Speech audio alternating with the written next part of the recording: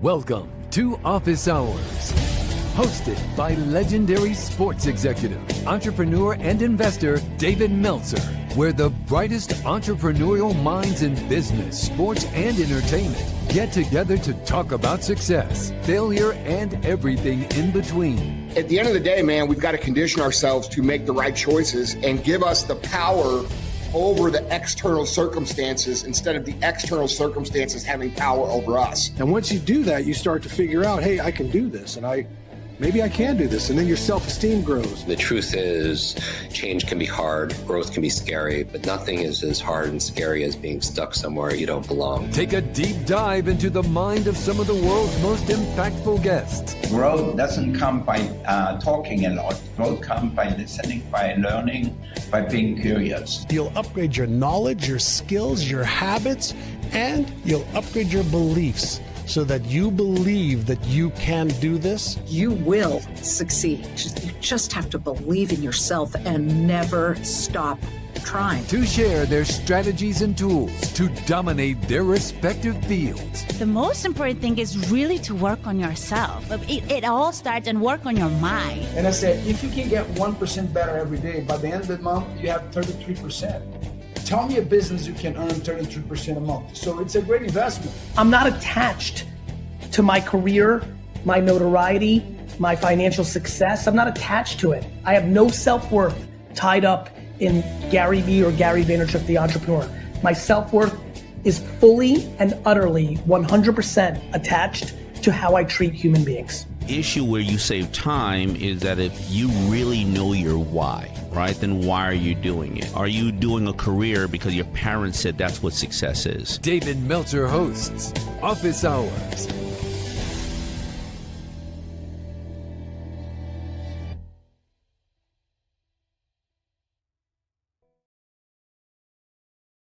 Good morning, everyone. Welcome to Friday Training on Thursday. We've been doing this for over 28 years and haven't missed a week. And part of the reason is we are flexible on our days at times like today. And I'm getting feedback on Clubhouse. Nick,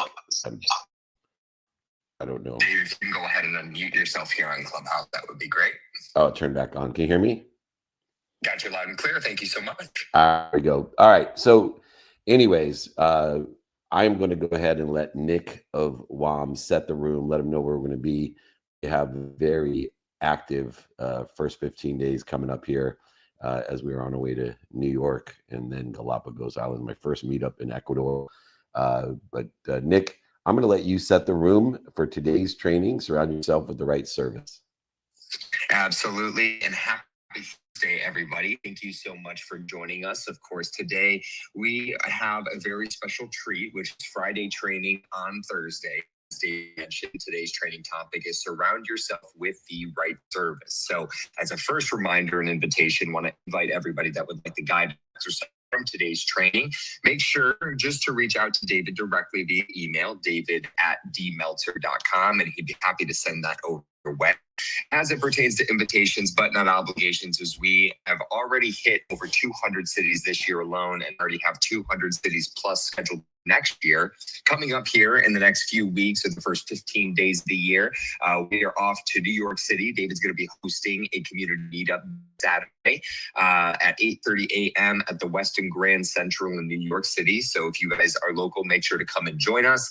Then from there, it'll be off to Los Islands and doing our first meetup in Ecuador. Then from there, it'll be off to Orange County, California with the Cali Power crew and our VIP dinner. And then it'll be off to the granddaddy of them all as we head to Dubai, Zanzibar, Tanzania, then back to Dubai, and then Fort Lauderdale Aspire Business Tour, and our family, Andrew Corda, will be hosting a dinner with him. And then, of course, the normal Aspire Business Tour crew with Barry Vaynerchuk and David Goggins and Eddie Wilson and so many others. So these are always invitations, but not obligations. But if you want the reminders on where we're going to be, as of course, we like to invite, but not obligate you over 200 times a year to holding courts, community meetups, interviews, TV shows, keynote speeches, VIP dinners, masterminds, documentaries, and everything in between. Make sure to join our text community so you get those reminders on where we're going to be. And that's 949-298-2905. Once again, just 949-298-2905. Today's training, Mr. Meltzer is going to guide us here for about the first 30 minutes, and then we will open it up for Q&A. So for everybody joining us, of course, online as we stream, let alone here in the Breakfast with Champions, the best room and community on Clubhouse. As you prepare your questions for David today, if you have one, please, if you are joining us online, make sure to put that question for us in the chat. And if you are live here in the Breakfast with Champions and are in the audience, please use the hand icon to request to the stage. And of course, we will bring you up. And when it comes time for questions, if you have a question for David or are already on stage, just make sure to put a quick note in the room chat. And of course, I will be happy to pass the mic over your way. Without further ado, Mr. Meltzer, officially turning it back over to you to get us started with the Surround Yourself with Service training. Thank you, my brother. And once again, if you'd like the guide or exercise that we'll be describing, just email directly, david@dmeltzer.com.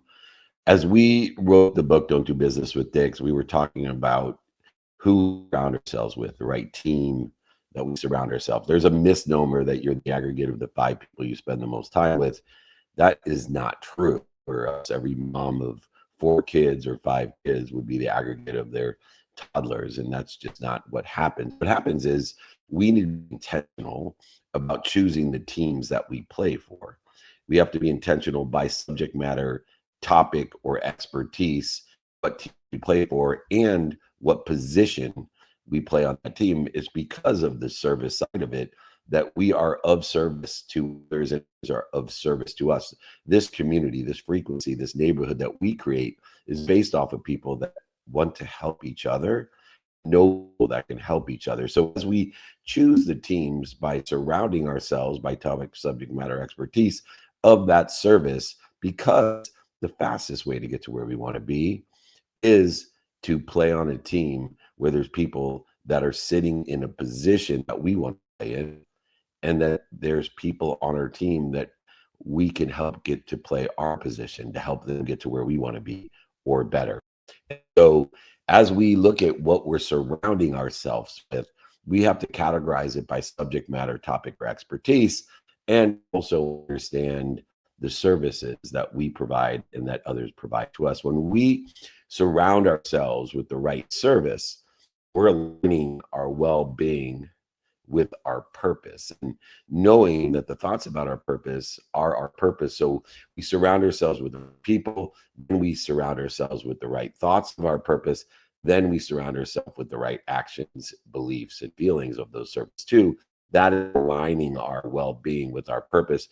We stop giving from a whole, a God-sized whole, and start giving from overflow. We're serving from not the cup, but the saucer.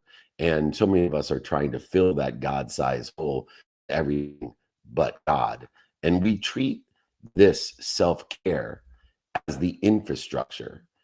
And that self-care allows us to provide the overflow, the service that we need. So as we look of how we frame our human experience that starts when heart starts and stops when our heart stops, we look at the self-care side of it, and we treat this infrastructure of knowing that what keeps our heart beating, our sleep. If we don't sleep, our heart will start. Our movement, if we don't move, our heart will stop. Our breathing, if we don't breathe, our heart will stop. Our eating, if we don't eat, our heart will stop. And drinking, if we don't drink, our heart will stop. And this allows us to create the framework infrastructure so that we can show up and enjoy consistently, persistently in the pursuit of our own family potential, our team potential, our client potential, our community potential, onwards and upwards. We choose connection, this neighborhood, this frequency, over performance. We need to choose the clarity, harmony over noise. We need to choose mentorship, coaching, and teaching over mere answers and outcomes, because the evidence that is presented each and every day to us is not aligned with where we want to be or better. There's usually no evidence, or the evidence is contrary to where we want to be or better.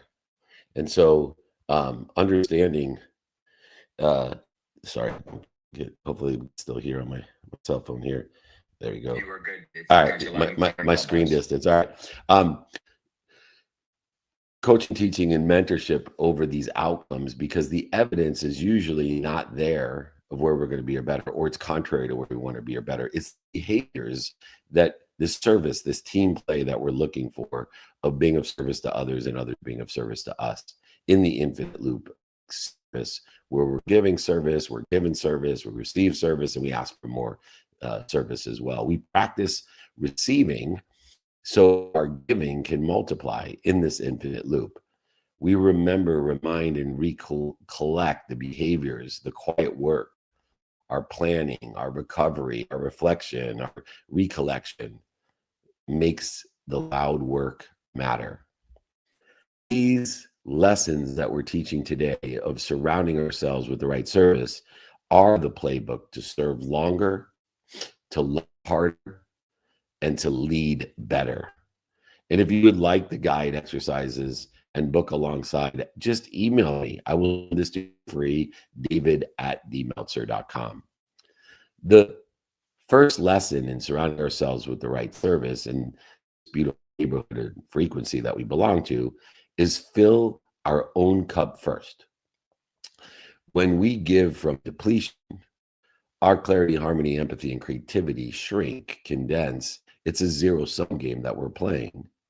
And eventually we'll end up at zero in all man-made constructs, not infinite constructs, but man-made constructs. It's important that we distinguish the man-made constructs that have a quantifiable reality to it in a zero-sum game applicable to it, comparative to the infinite amount of love, kindness, and generosity that is in the infinite, that has an automatic, infinite, abundant, unified system that it belongs to. And the infinite loop of giving is automatic within the infinite things like love and kindness and generosity. But in the man-made constructs of time, money, and things like that, there is a zero-sum game, and we must work with it and reconcile the infinite nature with the man-made construct of the zero-sum game so that we don't deplete what we have so we can't give anymore. Self-care is the infrastructure that keeps us present, creates resilience, and creates an effective, efficient, productive, accessible activities for the long game, because things will happen very slowly and then all of a sudden in the man-made construct, this structure. Although we admire givers who pour into everyone else, if we don't, or we won't and don't refuel, their and our impact quietly erodes into the zero sum. In other words, if you give more than you get back, you're going to end up at zero. in the man-made constructs of money, time, and anything quantifiable that we have in the man-made, not the infinite kindness, generosity, and love. We can't serve well on empty. We can't serve well when we're interfering with the infinite. Protecting our energy is stewardship of our gifts and our power of giving. And so we must conserve and fill our own cup first in order to facilitate from the saucer, allowing our cup to overflow and continually allowing that service, that infinite loop, to continue to give more, to be given more, to receive more, and to ask for more than more. When we understand our non-negotiable behaviors, create an infrastructure not only for sleep, but for our health and our family and our finance and our faith, and then study, pay attention to, and give attention to the time that we have each and every day according to the circumstances, and also study the meaning, the relativity of that time according to the circumstances. When we mix the non-negotiable infrastructure with the negotiable circumstantial behaviors, we create a system to maximize the filling of our cup and the overflow into the saucer and the giving from the saucer that is equal or greater than what people can give from their cup, as it diminishes and depletes down to zero by allowing ourselves to take care of ourselves. Utilizing the simple oxygen mask rule, where we put our own mask on first and then put it on those loved ones. And remember, if you have more than one loved one, pick the one with the most potential, put it on them next, and then so on and so forth. We track what refuels us, and we track what interferes with what refuels us. The infinite unidentified system of energy, intuition, intelligence, and inspiration. And we make those adjustments by stopping when we're interfering with it, dropping back to recollect, remind, and remember that infinite energy, intuition, intelligence, and then rolling back into the divine direction by surrounding ourselves with the right people, the right thoughts, and the right actions that equal this divine direction. There is a difference. We need to be disciplined with the people, disciplined with the thought, disciplined with the actions, but it not aligned with our divine direction. Then we will not have the devotion that's necessary, the desire that we must be what we can be to where we want to be or better. There's a difference between discipline and devotion. Devotion is what occurs. We disciplined about our people, our actions, and our thoughts in alignment with the divine direction, aligning the meaning of the past as well by the negotiables of sleep and health and family and faith and finance, and then studying time and relativity, meaning aligning with the divine direction. Utilize micro boundaries daily. These micro boundaries surround the non-negotiable behavior, but also to prioritize the negotiables, the circumstantials, according to the delays and the weather and the interest rates. Use the hard drop roll to block the acceleration of the negativity and the energy. We must fill our cup first. If anyone would love the guide exercise on filling our cup first or the overall, just email me, david@dmeltzer.com. The second lesson, the right service versus people pleasing. One of the biggest interferences of kind, generous, loving people in the infinite, these are our moms, our first responders, our United States veterans, those people that please others always first. People pleasing diminishes our cup. It eats us.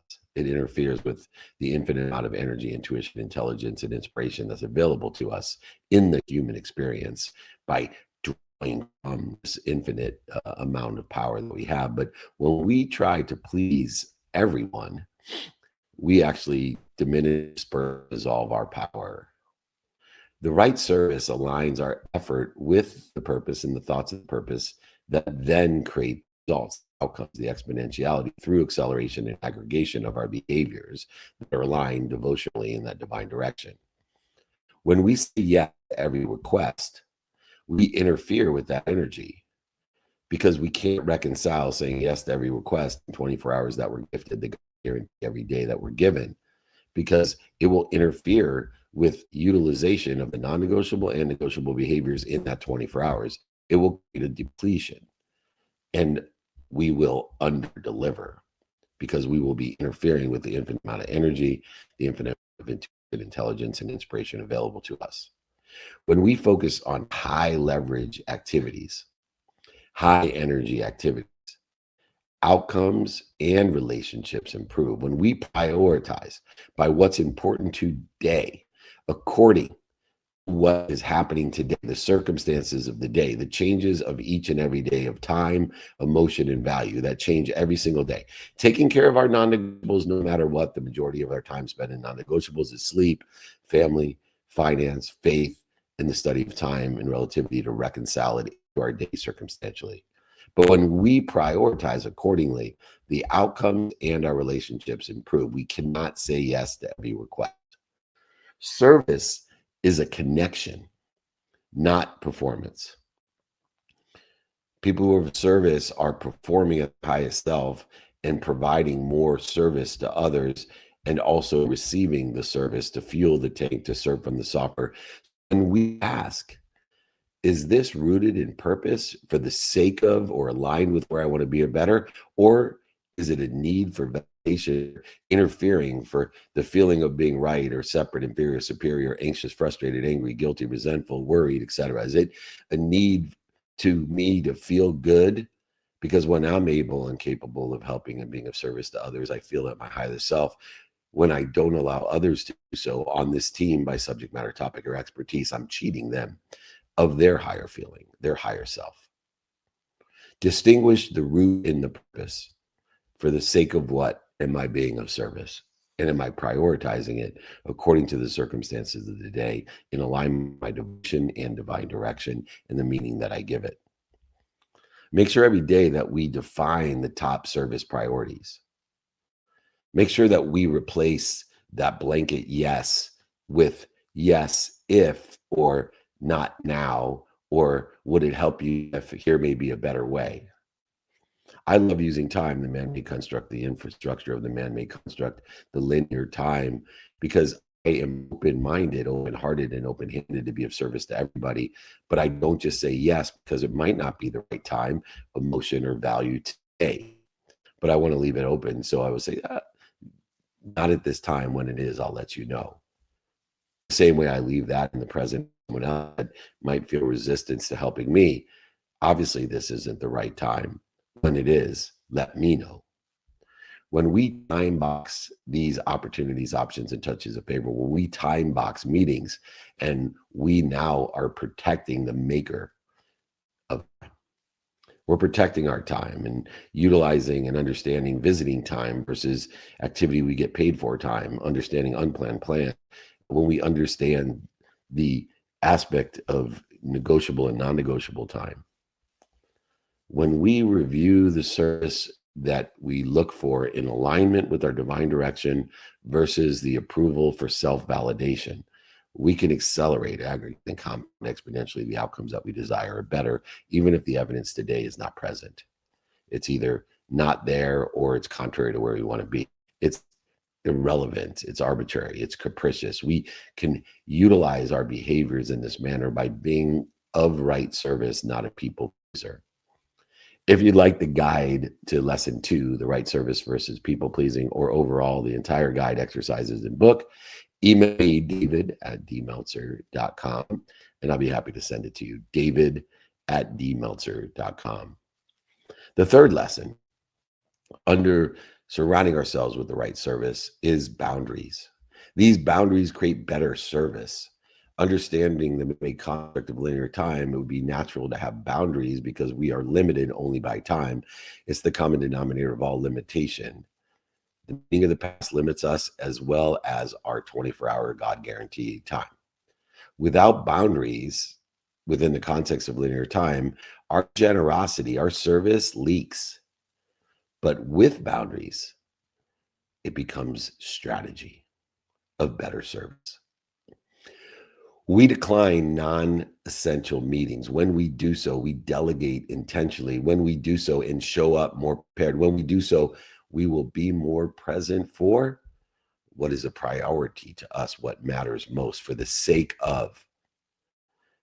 Ask yourself honestly, am I doing this for the sake of what I thought I was doing this for the sake of my health, for the sake of my family, for the sake of my finance, for the sake of my faith?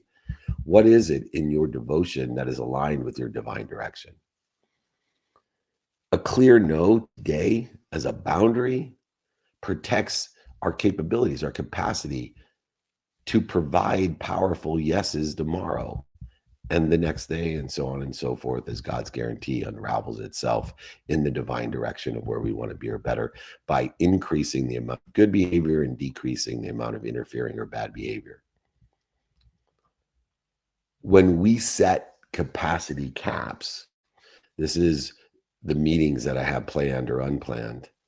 Here's the windows of response time, and we are capable of communicating, connecting in these valuable services of each other. We filter the questions by asking, does this align with our strengths, our values, our divine direction, our devotion, the meaning of our past? Are those aligned? Now we can take action and prepare for more adjustment as time, value, and emotion changes daily.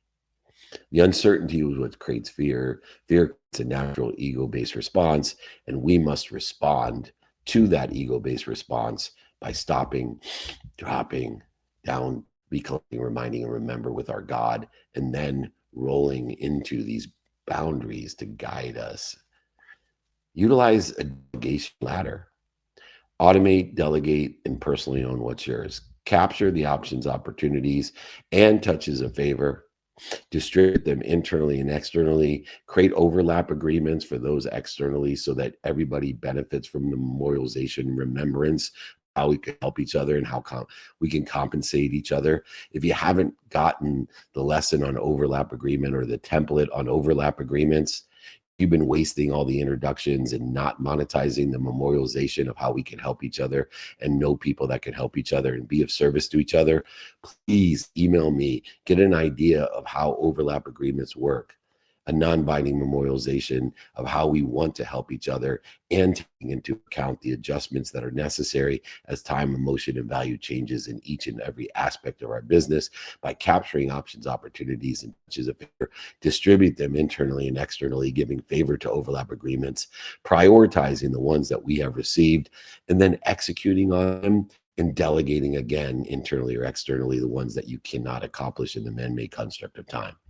Please email me, david@dmeltzer.com, to practice the recovery rituals of the high output days of walking, journaling, stretching, and silence, of recovery and productivity, accessibility, and gratitude. Please email me to understand the boundaries of frameworks to create more service in the neighborhood, the frequency that you belong to, in this team that you're playing for, people that want to help each other and know people that help each other, that are service to each other.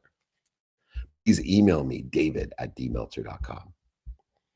Lesson number 4, serve through coaching, teaching, and mentorship. As we noted, the fastest way to get to where you want to be is to find someone to coach, teach, and mentor you that's in the situation that you want to be in and give you directions to where you want to be or better. But it also is you helping other people get to where they want to be. These are the two fastest ways to get you to where you want to be or better. When we coach, teach, and mentor, we must know the difference between the three. Mentorship is giving people directions to where we already are, saving them the dummy text, accelerating the direction. Teaching is giving them the lessons to get to where we are, teaching them the steps and the routes and the guides, and helping teach them what we mean when we give them directions. A lot of times we give people directions, but we have to teach those directions. And then finally, coaching. Coaching is bringing out the best of them so that they can learn and mentor others as well, to empower others, to be happy, to make a lot of money, help a lot of people, and have a lot of fun. We serve through coaching, teaching, and mentoring. Coaching, teaching, and mentoring multiplies exponentially our value by empowering others to empower others with the subject matter, topic, or expertise. For me, it's being happy by making a lot of money for the sake of helping other people and having a lot of fun. One of the insights that ripple through people, teams, and industries is this ability to coach, teach, and mentor. We learn to see value where others see waste, and it passes on these lenses, not just the answers, but so others can build differently on top of what we learned as a key teacher, coach, and mentor. Giving great service through teaching, coaching, and mentor isn't just giving these answers. It's changing the lenses, changing the way we look at things. As my mentor, Dr. Wayne Dyer, said, so the things we look at change. I know we learned that from Sanders, but a guidepost, as everybody's adding on top of it, is Dr. Wayne Dyer added to Sanders, and I did Dr. Wayne Dyer, changing the way you look at things so the things you look at change. When we help others see, elevating their awareness to the dis-ease that they put themselves in, they scale their impact to others as well by building on top of what we have built. Make sure that we choose mentees and commit to playbook sessions with those mentees, helping people get to where they want to be or better, letting them play on our team and take our position so we take someone else's position to progress through the enjoyment of the consistent, everyday, persistent, without quit pursuit of your potential. We share the framework, not just the fixes, giving them insights on how we thought about it, to see the suggestions that they have as well as the questions. It is the questions and suggestions that determine the acceleration, aggregation, and compounding of where we're going to be. We allow each other to hunt hidden value, look at the overlooked assets, design our own lives through these cases of clues and patterns and choices that we make. We celebrate our mentees' wins publicly so that service scales. We celebrate everything celebratable, so service scales. If anybody would like the exercise guys, lesson number 4 or overall, email me, david@dmeltzer.com. Serve through teaching and mentorship. Lesson number 5, practice receiving to multiply your giving. Herein lies one of the things that I teach everywhere I go is the infinite loop of giving. The infinite loop of giving, it overcomes and man-made constructs what most people perceive as automatic in the infinite, which is the more you give, the more you receive. That is not true in the man-made construct of quantifiable monetization and materialization. It doesn't work with time, and it doesn't work with money, in other words. We can't give what we don't have. And so many of us give more than we have. We end up at 0 every single time. Within the construct of 0 time, 0 money, 0 materialization. Yes, in the infinite, the love and the generosity, that will continue. The more you give, the more you receive. Because that's infinite in its higher frequency and the truth and the potential. But man-made constructs, materialization, money, does not work the same as generosity, kindness, and love. If we won't receive, we cap our capacity to give in the man-made constructs. Sustainable service requires an inflow of time and money. The more time and money we have, the more we can be of service. Not really hard to grapple with or grasp. When we deflect help and compliments, when we don't receive them and then ask for more, we wonder why we're exhausted, why we are interfering with the infinite amount of intelligence, intuition, energy that is given to us every day. When we receive, we build a reservoir of giving. And the more we give, using gratitude and empathy to see, and accountability to see all we're given, when others seem to be punished or missing the evidence, we have faith that we are given more, we receive it, and then we ask for more than more so we can give more than more, be given more than more, receive more than more, and ask for more than more than more. Instead of ending up in the constructs of money, materialization, etc., we end up with more than enough of everything for everyone and are more sustainable in our service. Receiving is a responsibility. If you don't receive, you are not allowing others to feel themselves be close to God or fill their God-sized hole, because you are cheating them of their higher self. Because whenever we're capable and able to help other people, we feel closest to God. We feel our higher self. So get into the man-made constructive infinite loop of giving, just the same as you do with kindness, generosity, and love. It keeps our service abundant, not transactional. No quid pro quo here. There's no trading of service. The more I give, the more I receive. No, the more you give, the more you are given, the more you can receive, and the more you can ask for an infinite loop of giving, more than enough of everything for everyone. This infinite loop is not transactional by the infinite amount of love, kindness, and generosity that we experience. When we simply say thank you before we go to bed, when we wake up, when we simply say thank you, we are receiving all that we are given without deflection or interference. That's why saying thank you before you go to bed and when you wake up every day is the most impactful thing that you can do, even though it just takes 0.1 seconds and it's free. Gratitude will get you to where you want to be, or in the infinite loop. When we practice receiving, to multiply, gratitude is a key component, a backbone, a spine of all that matters in the infinite loop of more than enough of everything for everyone. Make sure that we have specific forums to help every single day with feedback and intros and covers that capture all options, opportunities, and touches, favor, distribute internally, externally, by giving favor to those with an overlap agreement, prioritizing all that we're given, and then executing or redistributing internally and externally all those options and opportunities we cannot cover within the man-made constructs of time and money and materialization. Maintain a support stack through the overlap agreement of people that want to help each other and know people that help each other, and allows us to practice refilling our cup to overflow.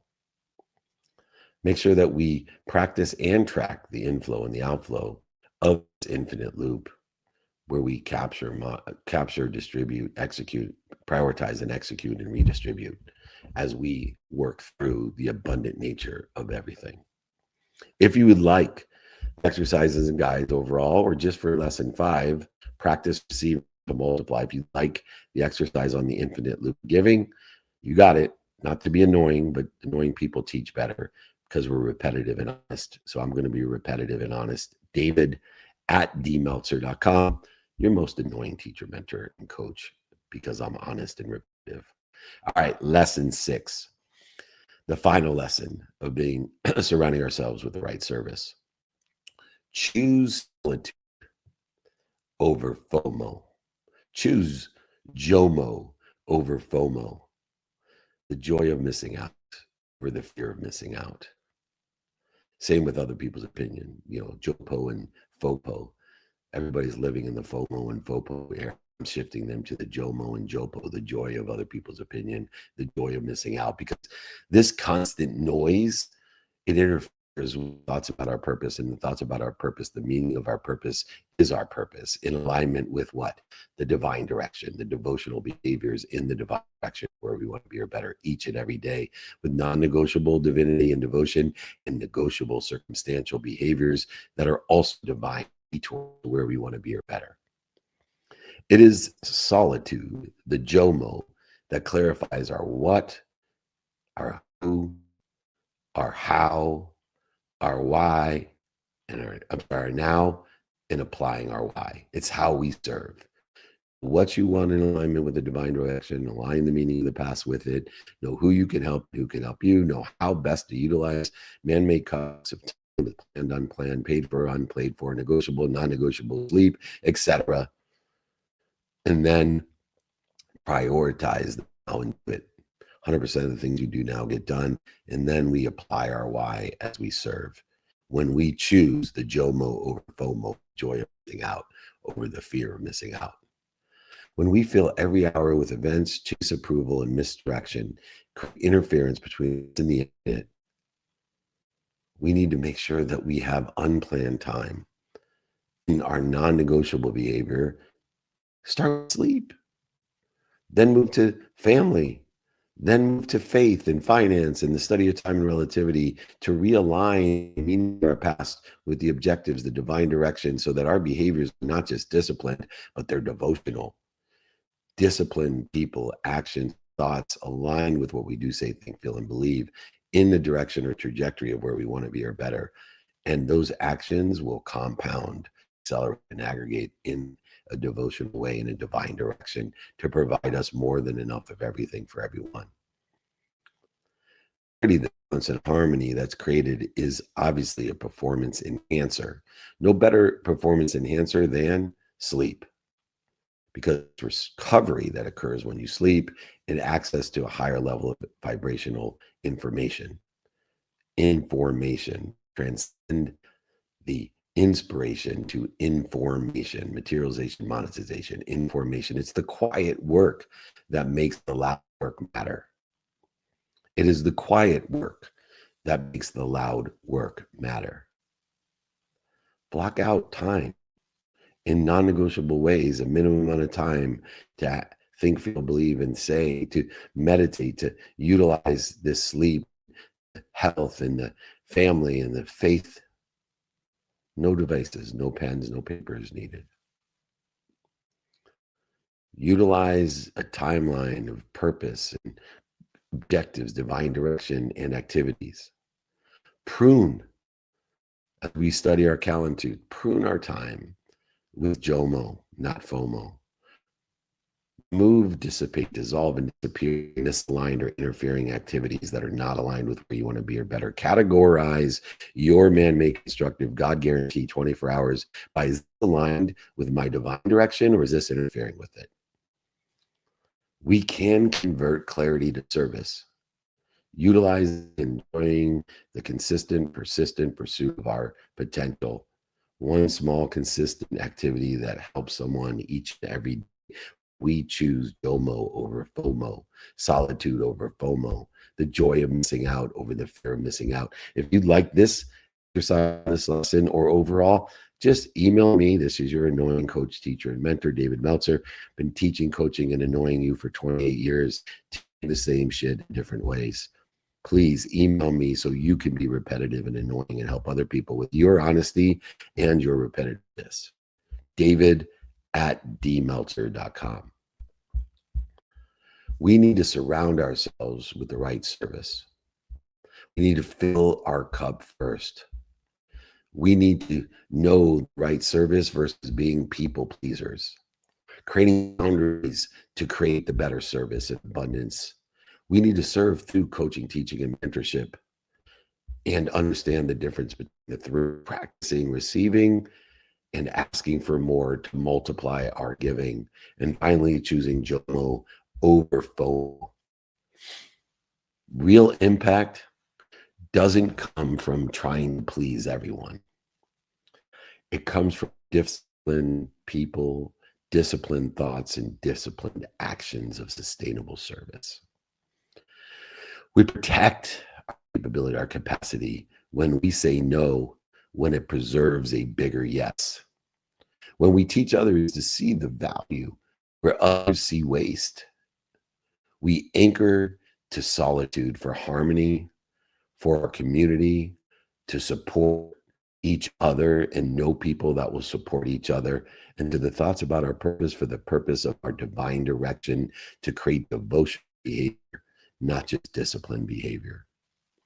If we keep our cup full, our service will compound exponentially. Those small, thoughtful acts become momentum, and momentum becomes culture, and culture becomes legacy. Align with our values, daily practices, and execution of those, reminding ourselves that the values are gratitude, empathy, accountability, and inspiration, effective communication. The momentum is our behaviors of knowing what our how are now and applying our why, and our execution of the legacy execution of capturing the abundance of God. filling God-sized hole with God by capturing the options, opportunities, and touches of favor of God, distribute them internally and externally, giving favor to the overlap agreement, prioritize all options and opportunities and touches of favor that we received, and then execute the prioritized ones according to our non-negotiable and negotiable circumstantial behavior, and then redistributing the ones that we can't get to, internally and externally, giving favor to those that have an overlap agreement. When we align our internal abundance with the right external action in the values, practices, and execution model, we don't just do more, we become more. We become more helpful, more people for infinity, for a lot longer in that legacy, that culture, that community of people who want to help each other and know people that can help each other. This has been the Surround Yourself with the Right Service training. Please email me if you would like the exercises and guides and books discussed here. David@dmeltzer.com. David, beloved, Meltzer means service. David is my first name, at my first initial and my last name, David@dmeltzer.com. Try to be as annoying as possible, as repetitive and honest as possible to be of service and of value to you. Thank you for allowing me to be that beloved servant. I've been doing training for over 28 years. These Friday trainings, sometimes on Wednesday or Thursday, I have not missed a week to be of service and value to you. I look forward to seeing everybody in New York, 8:30 a.m. at the Westin Grand Central, or in Ecuador, or in California, Dubai, Zanzibar, Tanzania, Dubai, or Florida. Again, I want to thank all of you. Let's hand it over to the Nick of WOM. Come and join us today for the WOM podcast, my fastest growing podcast, the well-oiled machine himself, the youngest well-oiled machine, my prime, unbelievable student. Nick of WOM, thank you so much. Why don't you reset the room and let's take some questions. Absolutely. And want to thank you, David, for a first incredible, let's call it 3/4 of today's training. And as a reminder for everybody, I have an incredible mentor and leader, and I know that honesty and repetition is what moves the needle. If you would like the guide exercise from today's training, make sure to email David directly, david@dmeltzer.com. Once again, that's just david@dmeltzer.com. And now as we open it up for Q&A, for all of our friends joining us online, of course, as we are live everywhere, please make sure to put your questions into the chat. And for all of our friends here in the best rooming community on Clubhouse, the Breakfast with Champions, if you're already on stage and have a question for today, please put a quick note in the room chat and I will pass it over your way. Or of course, if you are in the audience and have a question for David today, use that hand icon in the right-hand corner of your screen to request to join the stage. And of course, we will bring you up. Now, with that said, David, let's get our Q&A rock and roll. We got the Meltzer double who's been patiently waiting with the first question. So, Mr. Eric Meltzer, it's great to see you here, my friend, and happy Thursday too. Do you want to meet yourself and kick us off with the first question? Cool. Yeah. Thank you so much. So my question is Dave, we were talking about non-negotiables, and then it expands, the way I understood it, expands your ability to give and to not get in the way. For me, it almost leads to like a feeling of anxiety. Like, okay, if I get these non-negotiables, then I have to start giving more and more and more. And I see how much you give, and it's amazing, and it just blows my mind, and is sometimes overwhelming. Yeah, but I can't give if I haven't received, right? And that's what people miss. You know, look at Warren, who got shit when he was my age for not giving enough. And he came out and said, I am giving. I'm going to give everything that I have when I die away. I'm going to give everything I have.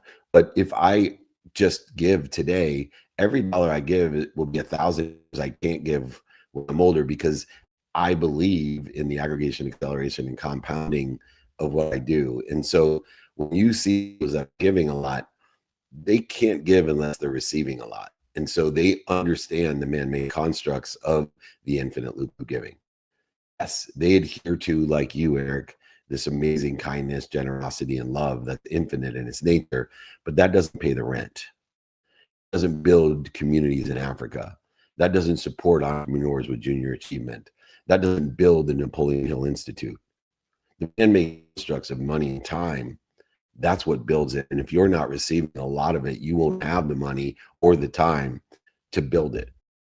And so I want people to understand that when they see generosity, kindness, and love in the infinite nature, that's something everybody can give. And it's infinite. So you receive it automatically. There's no intentionality in constructs needed. But in the monetary materialization world of time and money, we need to utilize our intention to see all that we're given. We need to receive it. And then we need to ask for more. It is an activity. It is not automatic.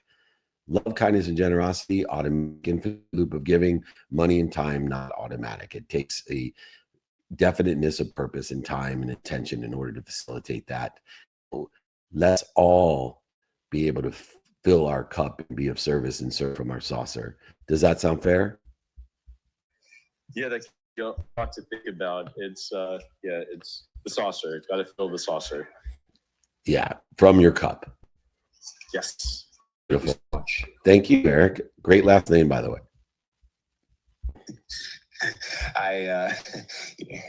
You always make me laugh, Mr. Mel. Anyways, that's why, like, you hang out with Nick, he laughs at everything. So, like, my wife Julie has a best friend, Julie, and I'm like, why are you best friends with the girl? Oh, because she laughs at everything I say. So that's why I'm best friends with Nick. He laughs at everything I say. Can't help myself. But with that said, I'm going to put over the next question of the day to Chris, who has been patiently waiting. And then Marco Antonio, my friend, you are on deck. But without further ado, Chris, unmute yourself and carry us on with the next question. Hey, Nick. By the way, nobody's laughing at Michigan State University at 91. So let's Oh, let's go. LFT, baby. Sparties. So, Mr. Mensch, the Velvet Hammer, I'll take away in that question for the community and myself. Yeah, Eric hit on it. I'm quickly learning to believe in receiving. Then, of course, when receiving, fill that cup all the way up over the top and remember to serve from the saucer. You know, I'm blessed to work alongside you, Nick, your daughter, Mike, and so many other great people. I'm looking at opportunities constantly by having access to your emails. What is your filter or filters, or what is your checklist when you're deciding whether to partner with someone at any level? What is it that you look for to say yes or to say no? Well, when I'm looking is I'm providing opportunities of free group, one-on-one business advisory investment. And so I know how to partner with people. I partner with them for free. Could be trainings or lives or ask me anything or overlap agreements. I partner with them in a group setting, which could be meetups, holding courts, VIP dinners, or of course our networking group, which I encourage. And, you know, Chris is a member. Reach out to Chris, reach out to me, reach out to Nick, join our networking group. It's guaranteed neighborhood people, thousands of people that want to help each other, know people that help each other. Or one-on-one, where I have a wait list for one-on-one help or business advisory or investment. And so I qualify people by the bucket in which they want to start with. And then within that bucket, prioritizing the time that I've allotted for each of those different categories. Using non-time for the groups, non-time but specific days, non-time for free, non-time and specific days for groups, using scheduled time and non-time for one-on-one and advisory and investment, prioritized by my timing and risk tolerance, but able and capable of helping everyone. And so most people don't know their timing and risk tolerance. They don't have categories and they don't have a prioritization process. And prioritization within the context of the more proximate paid for activities that I have goes by the relativity of the individuals, the association of the individuals, and how much alignment it's going to feed my devotional divine direction. And so it's very systematic how to do it. All predisposition, not a disposition. It's a very efficient mechanism because I know the infrastructure and the framework of free group one-on-one advisory and investment. I know the framework of my timing and risk tolerance, and I know my evaluation process of relativity, association, feeding, and bleeding.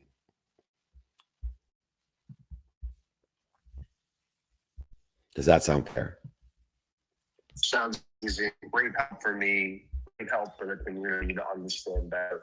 And hey, I'm excited to see Julie and Marissa on Saturday. Very good. They're excited to see you as well. Thank you, my brother. Thanks, Dave. Thank you, Chris. Now, next up, we have the incredible Marco Antonio. So, Marco, my friend, happy Thursday. Carry us on with the next question. Happy Thursday. Good morning, everybody. Dave, my takeaway was, and it's always a reminder that you can't give what you don't have. And I got to keep refilling my cup, and not just refill my cup, but let it overflow and give from the saucer. But what really spoke to me is you talked about putting your oxygen mask on first, and then you gave a very specific order that we should prioritize the people that we help next. Can you elaborate that again and explain why we should follow that order? Yeah. So, a lot of people don't prioritize the people, right? And it's discipline in people, discipline in thought, discipline in action, in the devotional or divine direction of where we want to be better. So if you don't align where you want to be or better with the meaning of the past, which means when you're looking at people, prioritizing oxygen that you have to give to the people that are most aligned or most relative or associated in that feeding and bleeding process. And so just because someone bleeds you, like you and I are mama's boys, Marco Antonio. So we both know that our mamas bleed us. Not nearly as much as we bled them, but our mamas bleed us as we get older. But the feeding that we get by our mamas bleeding us is extraordinary. So our mamas get our priority, even though they bleed us, they're feeding us the most aligned devotional divine direction, and we allow ourselves in the relativity association feeding and bleeding process to prioritize our mama. So we would put our oxygen on our mama right after we put it on ourselves. Unfortunately, you and I both have the oxygen on our mamas before we put it on ourselves, and we started to play the diminishing depletion of oxygen game, of the zero-sum game, and we started to diminish our capacity without taking care of ourselves first, with knowing the fact that our mamas want us to take care of ourselves first. That's why every day, even though my mom is not here anymore, I text my mom on her phone, on my plan, I am happy, I am healthy, I love you, I appreciate you forever. Because I know those are the only 4 things that I know my mama cares about me, that I got my oxygen on me and willing to give her after I give myself that oxygen overflowing into her, the love and appreciation that she wants. But first, she wants to know I am happy and healthy. I am strong. I'm overflowing, but I love and appreciate you. So I prioritize you with all that's overflowing. Does that help you in the firm understanding of relativity, association, feeding, and bleeding? Thank you, brother. You're right on it. And I always think about my family because I find myself sometimes pouring more into them than I do into myself. So it's a constant reminder I have to do that. And I appreciate the conversation, brother. Yeah, it's really hard to admit that we lie to ourselves, that we are doing shit for our family, when if we're not doing it ourselves to overflow, it's not doing it for our family. So you're not giving an extra meeting, an hour of work, all that is not for your family. Anything that fills you is for your family. And so stop lying to ourselves and take care of ourselves first. 100%. Thank you, bro. Thank you, brother. I'll talk to you soon. Awesome. Thank you so much. And as we are winding down what is the 4th quarter here, I believe we have time for at least one more question. And without further ado, it's my pleasure to pass it over, Mr. Meltzer, to your 2 favorite letters in the alphabet, which of course are GG. So GG, happy Thursday. Always good to see you here. Feel free to unmute yourself and carry us on with the next question. Happy Thursday, everyone. So my question, because you talk a lot about receiving and giving. How can people shift when they give out of guilt? Oh, giving out of guilt. Wow. So we're actually giving and interfering with our divine direction and our devotion. So this is where, for the sake of what are we giving? And for the sake of guilt, resentment, worry, identity, validation, this is where we don't give for the sake of the right reason, purpose, or aligned divine direction. And so it creates interference with us when we give out of guilt and resentment. And so when we're aligned with our timing and risk tolerance, and we know I am giving for the sake of blank, then we remove the interference of guilt and resentment. Because if we're giving for the sake of guilt, resentment, worry, FOMO, FODPO, all the things that we do in that essence of giving, we're actually interfering with the receiving and the ability to ask for more and more than more. And so what I want you to do, if you feel as if you have an interference in the giving, some sort of anxiety, worry, some types of scarcity like resentment or guilt, then what we need to do is shift the meaning of the past to align with the giving that we have and the receiving and giving of more by, or asking for more by aligning for the sake of what am I giving with the divine direction of where I want to be or better. If it's not in alignment with where I want to be or better, if it's interfering because it's guilt, resentment, worry, anxiety, FOMO, etc., then we got to stop, drop, and roll, realign the meaning of the past, and for the sake of what am I giving, and reprioritize accordingly. Does that sound fair? Yeah, more than fair. Thank you.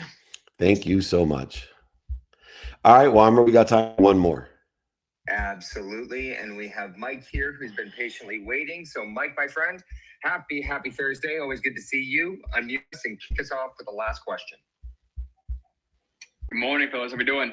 Amazing. Let's go. Let's go. Happy birthday, brother. 33 years old. Let's everybody give a big birthday party icons. Woohoo. Happy birthday, man. Getting up there 10 years later together. Wow. All righty. Yeah. So question is regarding the importance of, I know what things we want to do as a company, and one of the biggest things is mentorship. Why is that so tend to be as a whole, even outside of anything anybody does, why is it so overlooked, mentorship, and why should someone always have either a mentor or a mentee alongside them? Because people don't realize the fastest way to get to where you want to be is to find someone that's already there and ask them for directions and help other people get to where they want to be. And so if you're not prioritizing mentorship and menteeship, then you're missing the fastest way to get to where you want to be or better as a company, a culture, as individuals. And so for me, it will always be a component of my business. It has been for 35 years. I've had one of the mentor programs. The mentees I have run teams today. Presidents of the Niners and COOs of AEG and Major League Baseball executive directors. These are people I teach, coach, and mentor. But also they coach, mentor now. They're aligned with the mission of empowering others to empower others. So not only is knowing your who essential to getting to where you want to be or better the fastest way, but it's also the fastest way I can get where I want to be or better, which is my mission to empower over 1 billion people. It's not going to happen unless I create great mentors and mentees to create the efficiencies, the effectiveness, and the statistical success, the productivity, accessibility, and gratitude that's necessary in order to empower others, to empower others, be happy by making a lot of money, helping a lot of people, and having a lot of fun. And so that's why mentorship is so important. It's Pacific time. We are blessed to be here, to stay on time. What we're going to do is I'm going to leave Clubhouse. I'm going to take over. Nick of WOM, you close out Clubhouse. Let everybody know where to find us, how to be informed and invited, how to see us in New York at 8:30 a.m. the West Grand Central lobby of the Westin there, Ecuador, to California, Dubai, Zanzibar, Tanzania, Florida, etc. Over in WOM. Absolutely. All right, everybody. I'm going to review that real quick. If you'd like the exercises from today, david@dmeltzer.com. If you'd like to join us or be invited or informed where we're going to be, we did 209 cities this year. We're doing next year. Please join our text community beyond emailing me, 949-298-2905. If you want to be informed and invited, be a part of our text community. Let me annoy you. 949-298-2905. It's right below. If you don't want to be informed or invited, do not text me. 949-298-2905. Okay, very good. Where are we going to be? We're going to be in New York on Saturday. Come and join us at a meetup in the Westin lobby of Grand Central Station, Westin. And then if you're in Ecuador, please reach out to us. We have our first meetup ever in Ecuador. Then we'll be in Orange County with Cali Power for VIP dinner meetup in Holden Court. Then we'll be in Dubai. And then we'll be in Zanzibar. Then we'll be in Tanzania. Then we'll be in Dubai again. Then we'll be in Fort Lauderdale. That will take us through the couple weeks. That's how you get to 209 cities. So please, David@dmeltzer.com. You want the exercises, guides, books for free. If you want to be informed and invited, 949-298-2905. Please order my book, Don't Do Business with Dicks, coming out Super Bowl. And once again, remember, be more interested than interesting. Be kind to yourself and do good deeds. Hit it, Gigi. Welcome to Office Hours, hosted by legendary sports executive, entrepreneur, and investor David Meltzer, where the brightest entrepreneurial minds in business, sports, and entertainment get together to talk about success, failure, and everything in between. At the end of the day, man, we've got to condition ourselves to make the right choices and give us the power over the external circumstances instead of the external circumstances having power over us. And once you do that, you start to figure out, hey, I can do this, and maybe I can do this, and then your self-esteem grows. The truth is, change can be hard, growth can be scary, but nothing is as hard and scary as being stuck somewhere you don't belong. Take a deep dive into the mind of some of the world's most impactful guests. Growth doesn't come by talking a lot. Growth comes by listening, by learning, by being curious. You'll upgrade your knowledge, your skills, your habits, and you'll upgrade your beliefs so that you believe that you can do this. You will succeed. You just have to believe in yourself and never stop trying. To share their strategies and tools to dominate their respective fields. The most important thing is really to work on yourself. It all starts and work on your mind. And I said, if you can get 1% better every day, by the end of the month, you have 33%. Tell me a business you can earn 33% a month. So it's a great investment. I'm not attached to my career, my notoriety, my financial success. I'm not attached to it. I have no self-worth tied up in Gary Vee or Gary Vaynerchuk, the entrepreneur. My self-worth is fully and utterly 100% attached to how I treat human beings. Issue where you save time is that if you really know your why, right, then why are you doing it? Are you doing a career because your parents said that's what success is? David Meltzer hosts Office Hours.